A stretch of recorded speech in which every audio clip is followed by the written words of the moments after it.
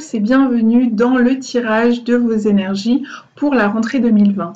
Alors juste avant d'entrer dans votre tirage de plein pied, eh bien, je souhaitais quand même faire un petit aparté sur le fait que les gens ont tendance à vouloir, je le vois autour de moi, je le vois aussi au travers les autres vidéos, les autres chaînes YouTube, sur Facebook, dans les magasins, dans la vie de tous les jours.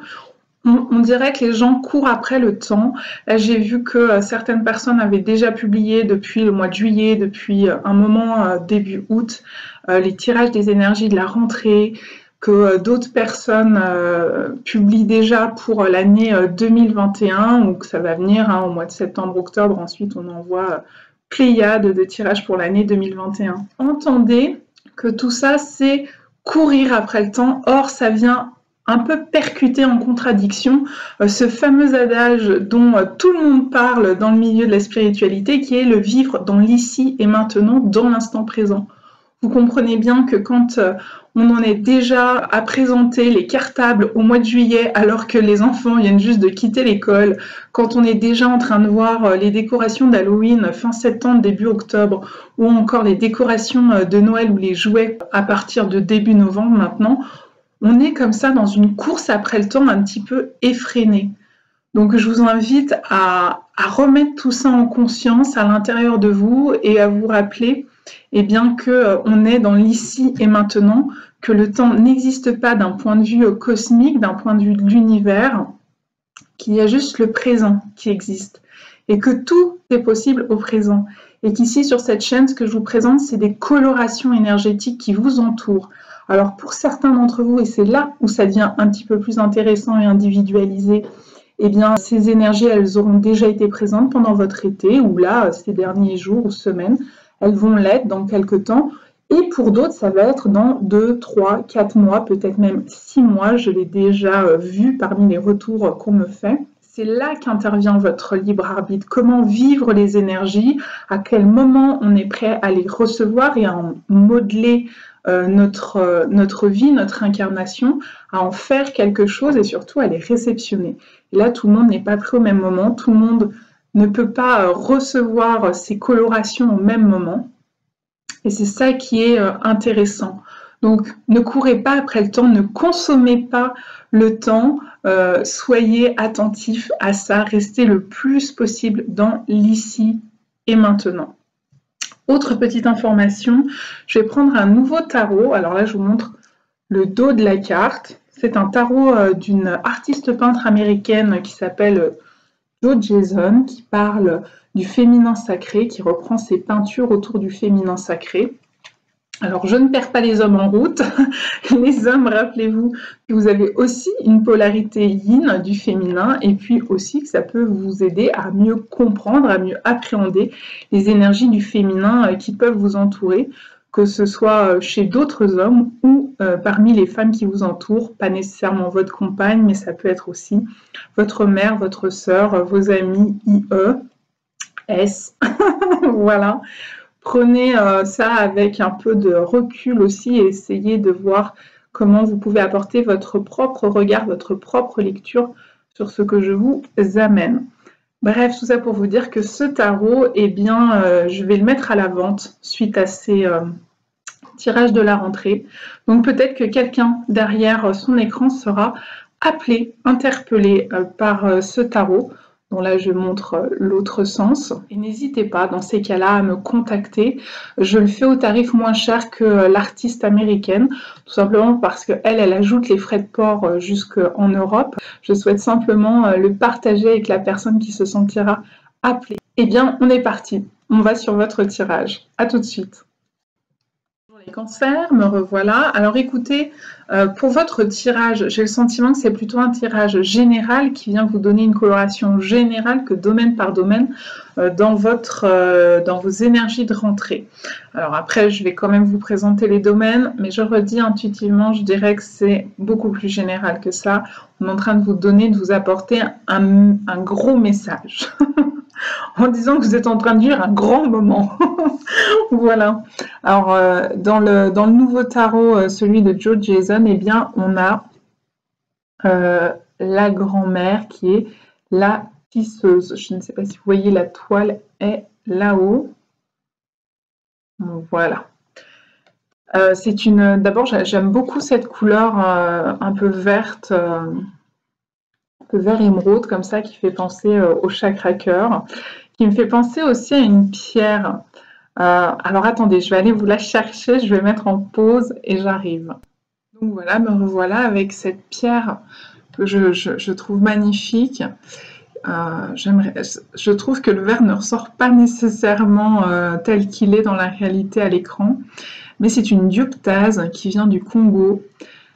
On pourrait penser que c'est une émeraude, d'ailleurs ça s'appelle l'émeraude de cuivre, enfin avant ça s'appelait comme ça, et qui est vraiment dans cette tonalité de vert plat. Et cette dioptase, eh bien écoutez, c'est la pierre du pardon. Elle est considérée comme aidant les personnes qui se sont renfermées sur eux après une épreuve douloureuse, difficile, ou après des traumatismes dans le passé récent, passé ancien, et qui ont besoin d'apprendre à refaire confiance en soi, dans le monde, dans l'univers, dans l'amour en général, avec un grand A, et puis à pardonner ce qui a pu se produire et qui est venu refermer comme ça leur cœur, ou à se pardonner soi-même.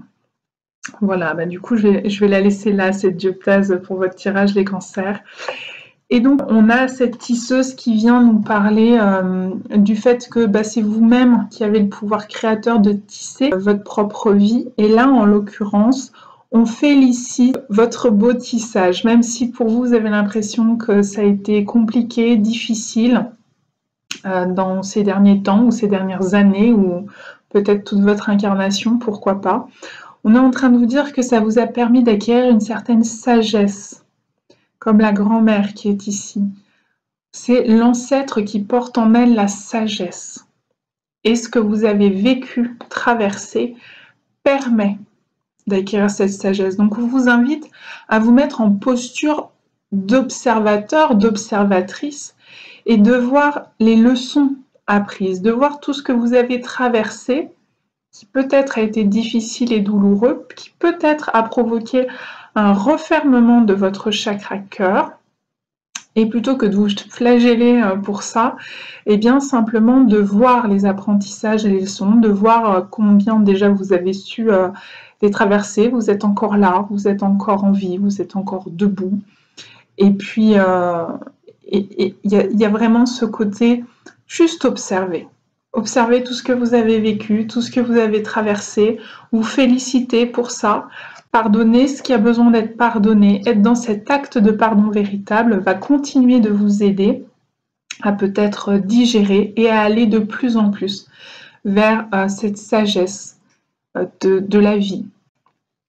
Alors en ce qui concerne le domaine professionnel, on a le battleur qui est l'arcane numéro 1, mais moi ce que j'en entends donc dans la vie professionnelle, ça viendrait parler d'une nouvelle opportunité, d'une ouverture, de nouveaux projets possibles, en tout cas d'un nouvel élan, d'un nouveau dynamisme. Vous avez tous les outils à portée de main sur votre table. Maintenant, à vous de savoir qu'est-ce que vous allez en faire de vos outils, vers quoi vous allez tourner votre énergie et votre regard dans votre vie professionnelle, quel nouveau projet, parce qu'on est dans le 1, c'est la nouveauté, quel nouveau projet vous allez construire, vous allez créer, quelle nouvelle vision, parce que ici on parle vraiment de cette idée de posture de l'observateur, de l'observatrice. Donc en regardant le passé, en faisant le bilan, en tirant les apprentissages, en voyant vos qualités, vos forces, vos attributs, peut-être aussi là où vous avez commis, on peut appeler ça des erreurs, en tout cas c'était des expériences comme des autres, mais c'est surtout ce qui compte, c'est quel apprentissage vous en gardez, et donc quelle serait votre nouvelle vision.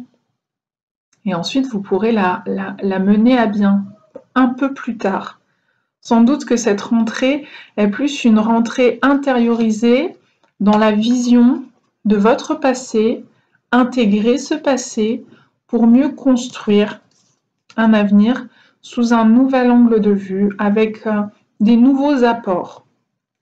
Ça peut être un nouveau diplôme, ça peut être vous vous rendez compte de quel outil, quel support j'ai besoin ou j'ai envie de mettre en œuvre pour ouvrir une nouvelle page sur le plan professionnel. Mais je vous l'ai dit, je pense que ce tirage est beaucoup plus large.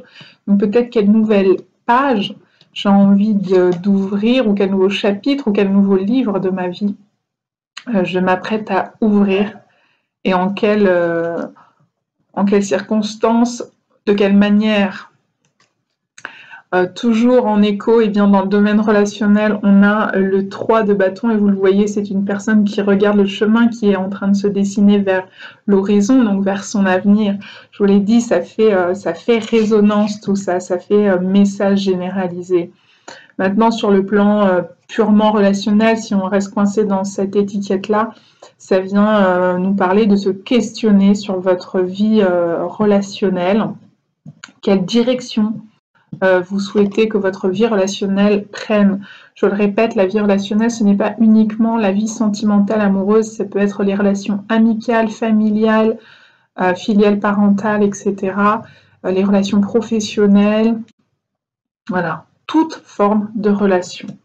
Peut-être que là, il y a une remise en question, ou disons, on remet les compteurs à zéro, on remet tout à plat, on fait le tri, peut-être sur le plan relationnel, quelle relation on veut, quelle relation on ne veut plus, dans notre nouvel horizon qui se dessine. Alors on vous met en garde. Il y a des cartes supplémentaires qui sont sorties côté relationnel et ou côté général, avec notamment 2 arcanes renversées qui viennent se compléter, qui est le 7 de coupe et puis l'arcane majeur du fou renversé, qui parle d'illusion. Illusion, chimère, parfois désillusion. Attention à garder les pieds sur terre. Vous le voyez, là, elle décolle un pied du sol pour prendre un risque et s'élancer vers la nouveauté. L'arcane 0, c'est la précédente. Alors, des fois, certains mettent la 22, hein, de l'arcane 1, le battleur. Là, on vient dire attention. Ne confondez pas vos rêves avec la réalité.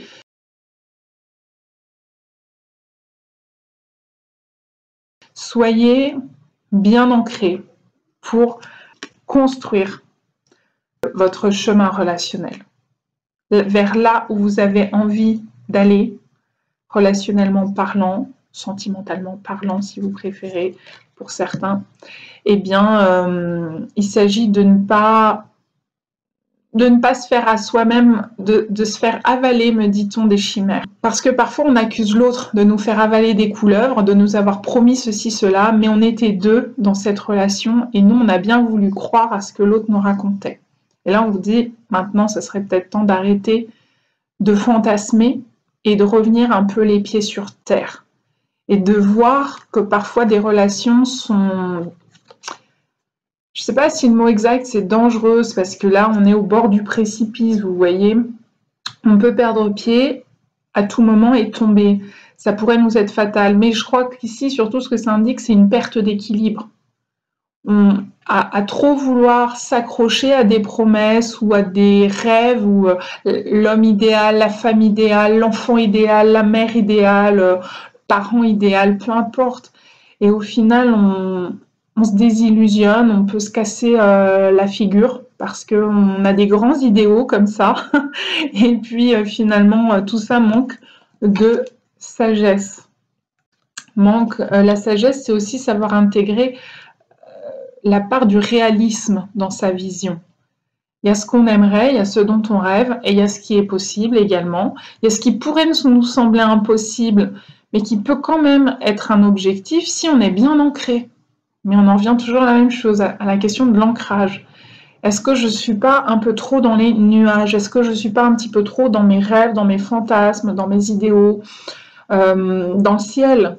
Est-ce que je ne suis pas un petit peu trop... Est-ce que je plane pas un peu, quoi? On pourrait dire ça comme ça. Ici, on vous invite bien à prendre du recul. Je le répète, c'est l'observateur. On prend du recul et on observe le ciel, justement.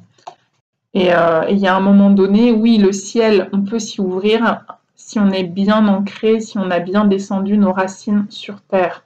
Parce que si on est déjà mal ancré, on va finir de se déséquilibrer. à vouloir tendre vers le haut comme ça. Et il est question du page de bâton. Ici, on avait le 3 de bâton.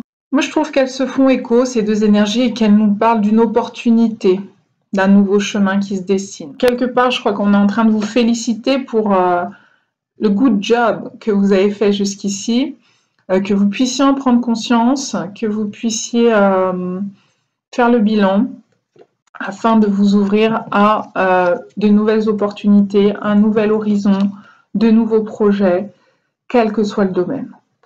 Il y a peut-être carrément toute une page de votre vie qui est en train de se tourner, que vous en ayez conscience ou pas, ou tout un chapitre, ou tout un livre.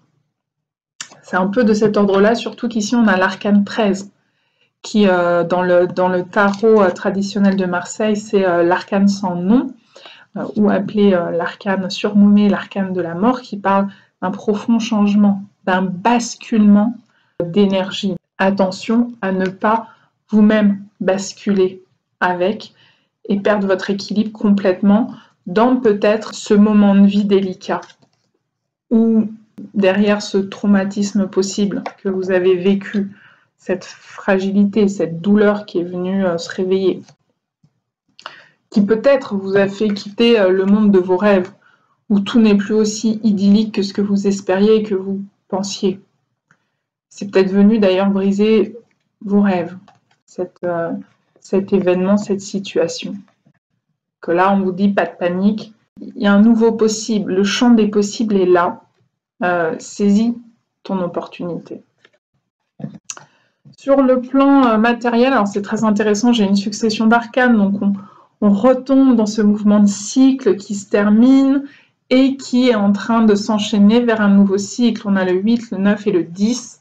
Alors, on est dans les épées, les bâtons et les coupes, hein, c'est des énergies différentes, mais moi, je ne peux m'empêcher de voir ce cycle qui est sur la fin, qui se termine ici, et qui se propose un renouvellement avec le 1, avec un 0, qui est un petit peu vacillant comme ça, et puis un nouvel horizon à portée de main, quoi.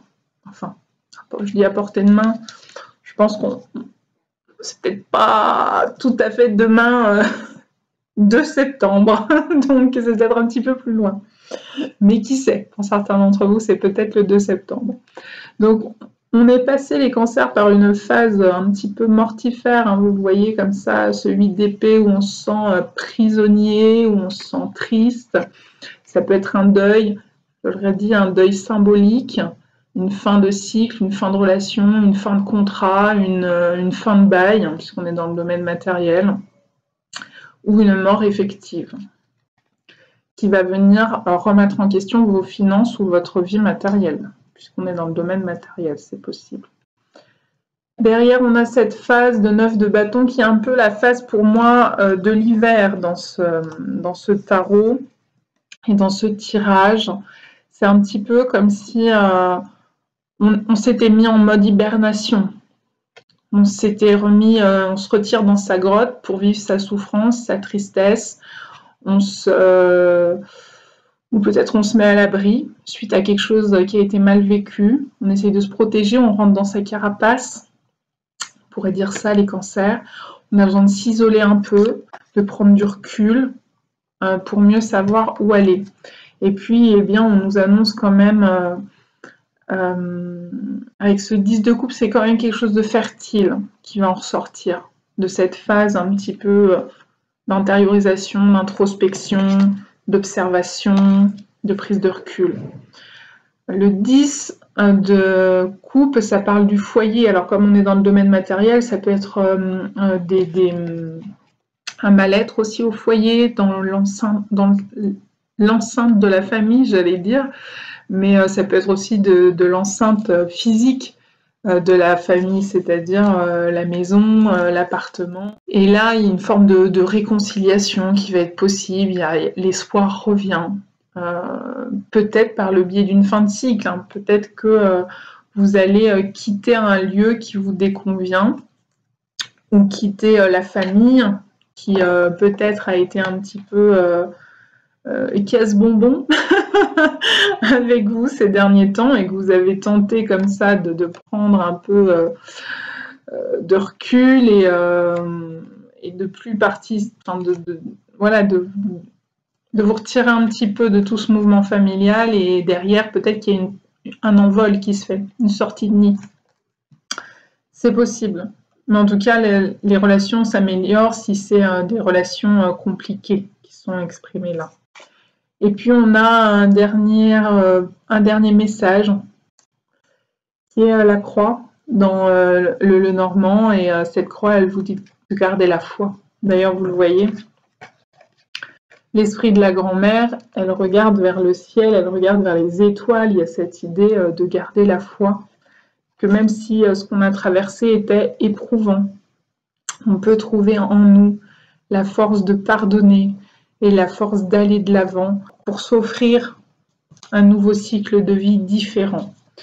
Ça peut aussi, la croix, venir parler d'une crise ou d'un carrefour de vie, d'un chemin, d'une décision à prendre sur quel chemin maintenant il est temps d'aller et donc quel chemin il est temps de quitter. Et à nouveau, ce qui peut vous aider à avancer sur ce nouveau chemin, c'est la foi. La foi, c'est l'octave supérieure de la confiance. Confiance en soi, confiance dans le monde, confiance dans les autres, se réouvrir son cœur, ne pas rester renfermé sur ses blessures, sur ses souffrances, sur ses pertes, sur ses déceptions, ses désillusions. Voilà. On est vraiment sur ce chakra cœur et rappelez-vous, vous pouvez être la tisseuse ou le tisseur, c'est vous qui avez le pouvoir créateur de faire de votre vie ce que vous voulez, les cancers. Donc, croyez-le et mettez-le en œuvre. C'est tout ce que je vous souhaite pour cette belle rentrée. Peut-être avec le pouvoir du pardon. À bientôt.